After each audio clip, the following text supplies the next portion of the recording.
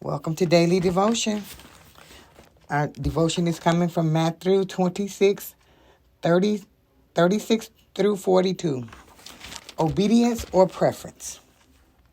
Then Jesus came with them to a place called Gethsemane and said to the disciples, "Sit here while I go and pray over there." And he took with him Peter and the two sons of Zebedee, that was John and James, and he began to sorrowful and deeply distressed. Then he said to them, "My soul is exceedingly sorrowful, even to death. Stay here and watch with me." He went a little farther and fell on his face and prayed, saying, "Oh, my Father, if it is possible, let this cup pass from me. Nevertheless, not as I will, but as you will." Then he came to the disciples and found them asleep, and said to Peter, "What, could you not watch with me for an hour? Watch and pray, lest you enter into temptation. The spirit indeed is willing, but the flesh is weak."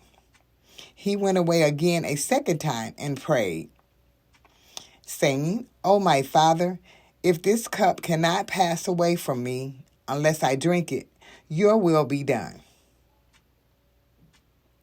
And he came and found them asleep again, and their eyes were heavy.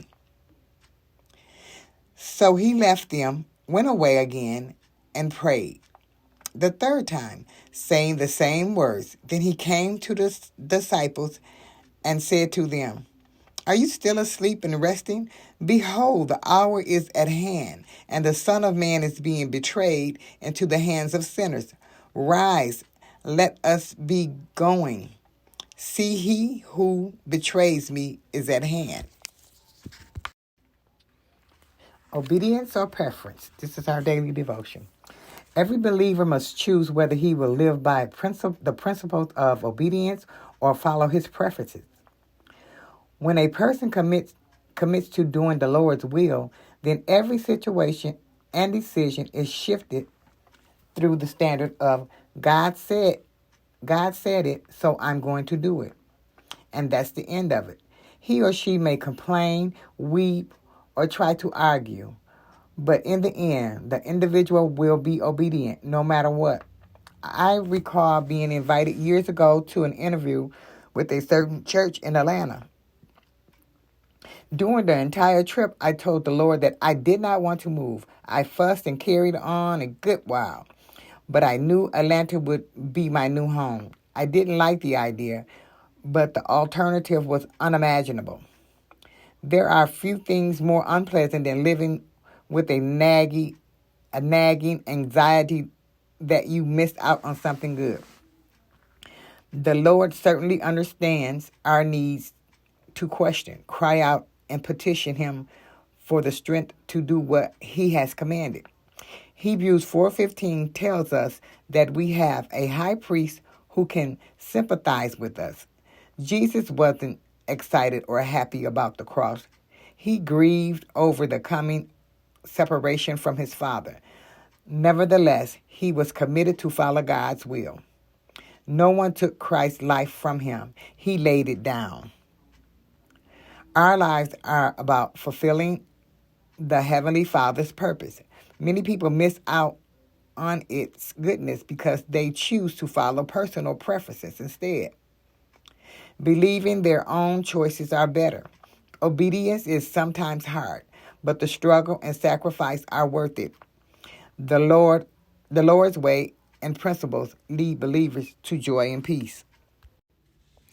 In these scriptures, we see the humanity of Jesus, the vulnerability and emotional turmoil displayed by Jesus in these passages highlight his full humanity. He confides in the disciples, expressing the depth of his sorrow and distress, revealing a side of Jesus that is relatable and empathetic to our own struggles and fears.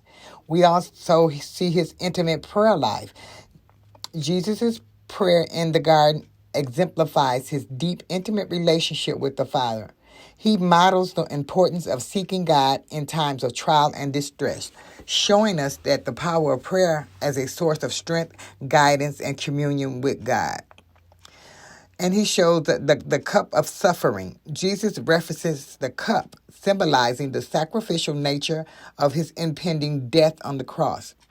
The cup represents the weight of sin and separation from God that Jesus would bear on behalf of humanity, underscoring the depth of his love and willingness to undergo suffering for our salvation. His submission to God's will. Despite his anguish and plea for the cup to be taken from him, Jesus ultimately submits to the Father's will. His words, "Not as I will, but as you will," demonstrates his unwavering obedience and surrender to God, to God's plan, even in the face of great personal sacrifice.